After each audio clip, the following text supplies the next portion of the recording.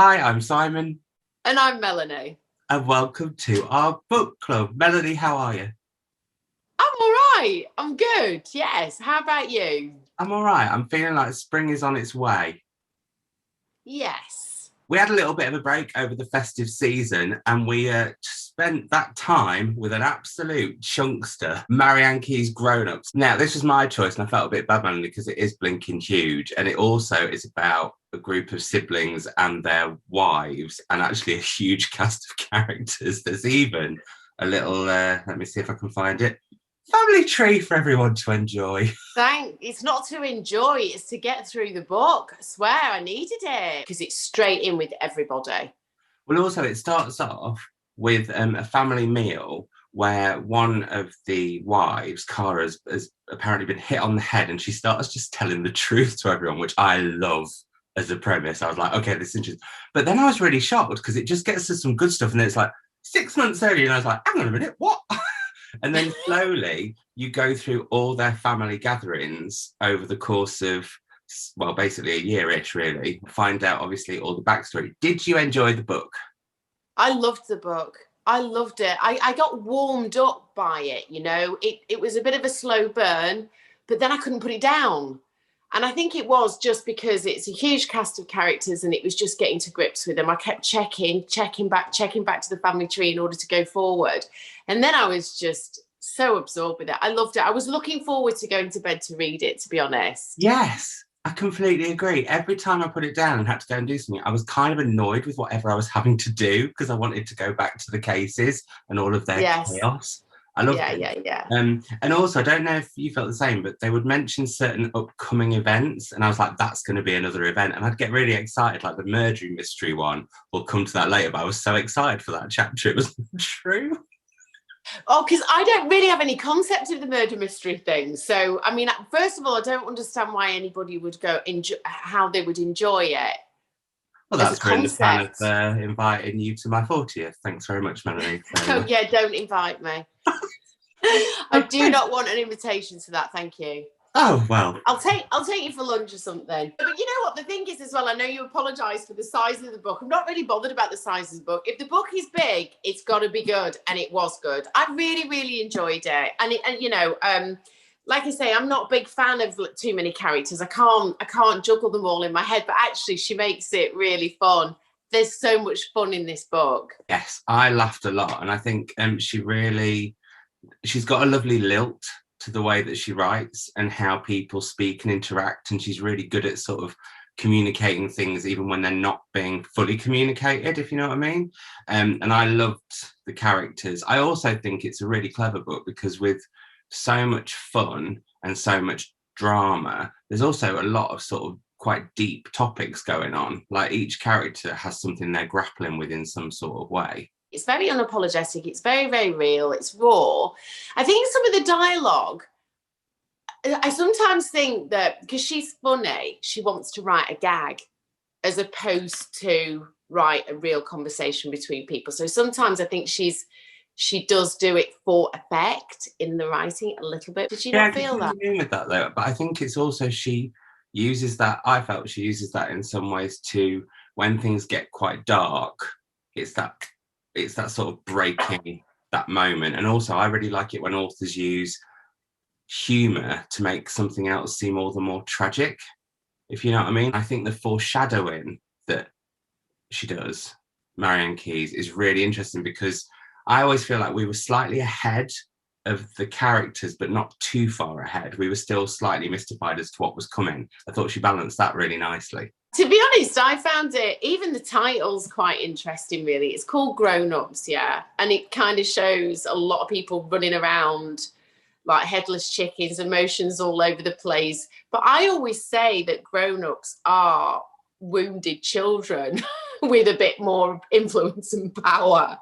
And all of us are processing all of the time. And the only way we grow up and become different is by experiencing things, and it never ends. Mm. It never ends, does it? So there isn't a point in any of our lives where we're going to grow up, is there? Yeah, well, that's one of the wonderful things about the book is because I still, and it's where I think it chimed with me in the fact that I still have this thing where I'm like, I wonder what I'm going to be when I grow up, or I wonder what I'm going to do. And then I'm like, oh, I'm knocking on 40. Actually, I should really know it. But no, you don't. And I think it's that whole thing around what makes grown up, what constitutes grown up behavior. And even the cover sort of applies to the fact that we all spend a lot of time having tantrums, be they literal or internal. And I will tell you, if you ever want to enjoy a good tantrum, take my husband shopping to a supermarket, say no to chocolate, and he will literally let the trolley drag him as he screams. It's absolutely hilarious. It's all the facade you keep or feel you have to keep as a grown-up. You have to be seen in a certain light. And all these characters are constantly obsessed with how everyone else views them rather than actually looking at the situation they're in. Yeah, but that's what I'm saying. Everybody does that. Unless you have the most amazing childhood or you've had the best therapy in the world, we're all doing that. Yeah. We're all, when you read the book, it's just so contemporary and real. This is this is who we are and what we do. There's very few people that don't behave in some way that these characters have behaved. You know, a lot of women have body issues. This is manifested in bulimia in this book. But even I haven't got bulimia, but the description of how she feels about herself, I related to that. You know, there's a thing about love is love, age differences between characters and finding each other attractive and being, because you're attracted to a person, the age is irrelevant. So I found that all very interesting. You know, love is love. I was very disappointed with that storyline in that it didn't go the way I wanted it to go.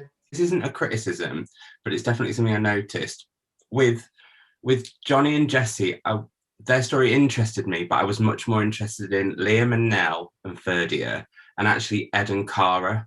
Their stories were the ones that really, not that I'm saying that every time I got to like Jessie and Johnny, I was a bit like, ugh, but I did feel a bit sort of rich people problems. I wasn't quite into it. It all seemed a bit, you know what I mean? Whereas actually the real drama seemed to me to be going on elsewhere. I agree with you on that. I would absolutely agree with you on that. Because her having this business that she's juggling and everything, and he seems to be on her coattails a little bit, it wasn't as interesting as the other characters. No. Definitely not. I liked some of the backstory. And one of the things that I loved is how Marian Keyes will take us back in time 6 months, but then as we go forward, we also go back. And I really enjoyed that, getting glimmers of how all their stories connected. I loved that. But Nell, I found a really fascinating character. And interestingly, we got a few messages where people were like, I didn't like Nell.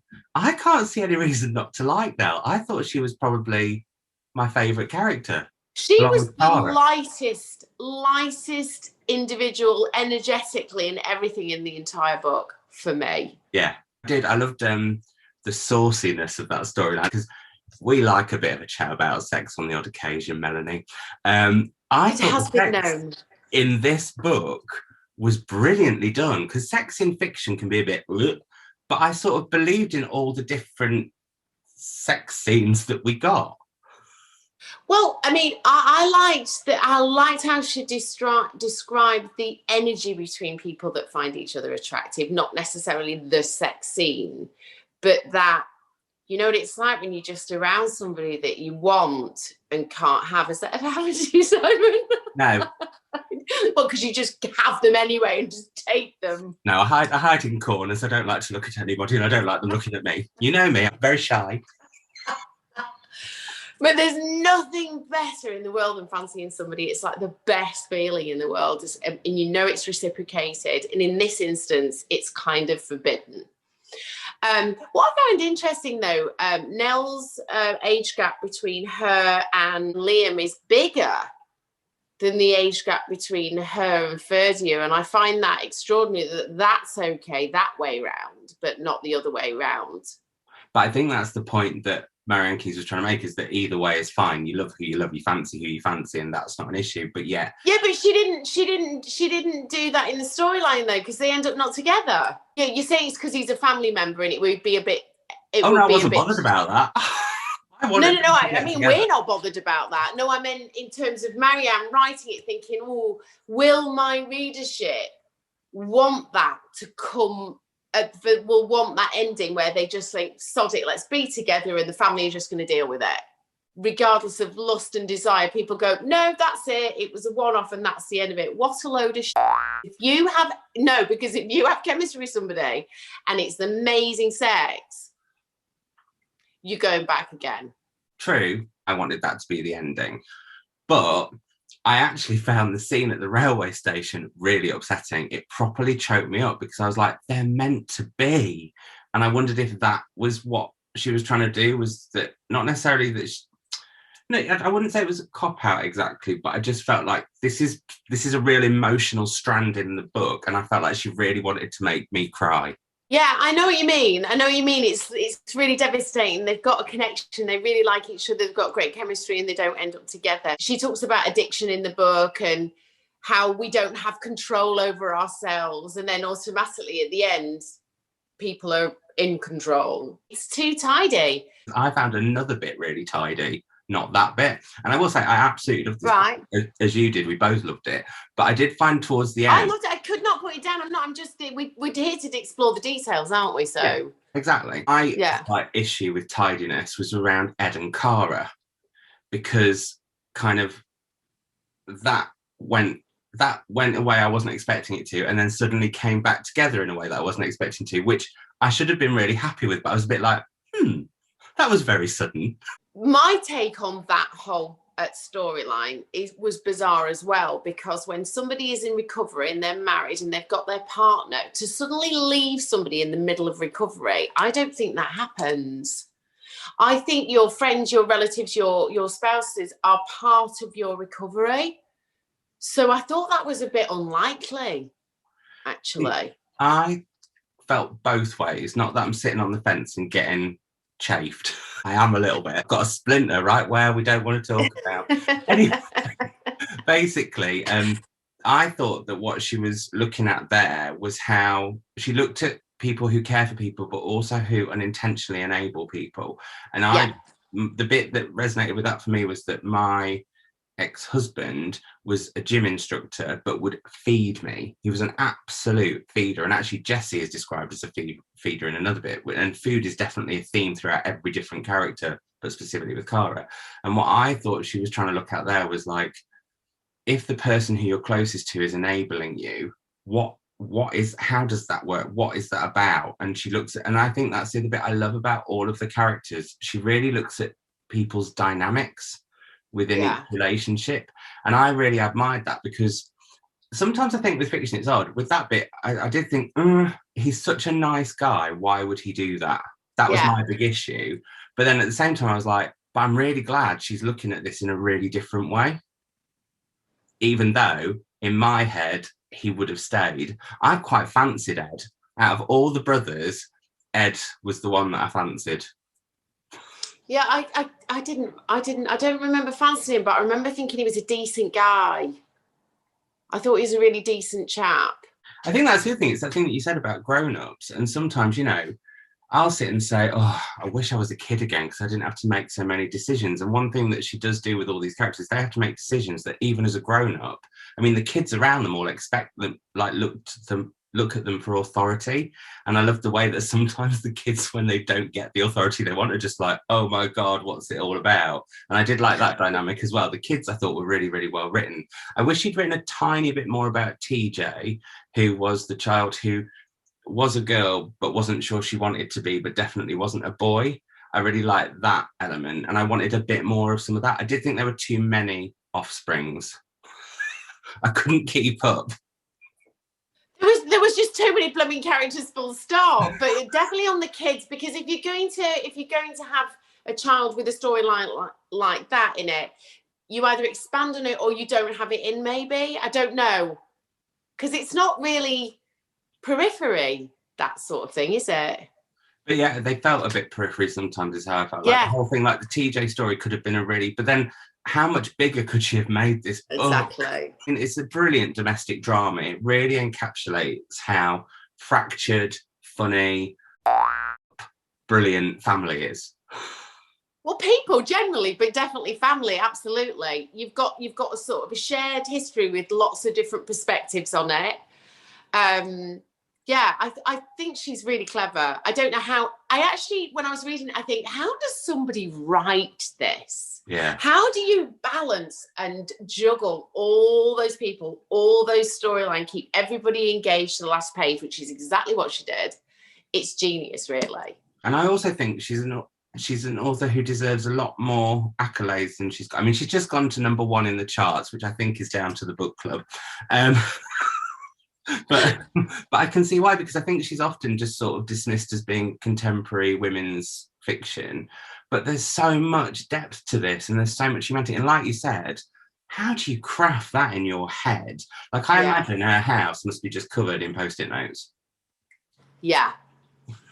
Different coloured ones for different characters. And then, because you've got time lapses and going forward and this and that, it's just brilliant. It's absolutely brilliant. I really, really loved it. Made me laugh a lot. She's a funny lady, isn't she? She is.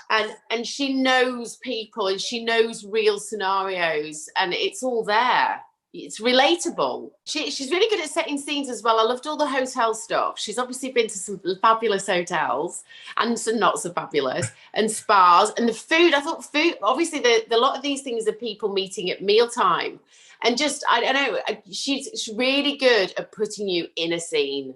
I think she's fantastic. And I did think as well, I was a bit worried at the beginning after the reveal of all the reveals when Kara's hit her head and starts to just spill, which again, I thought was such a brilliant opener to a book.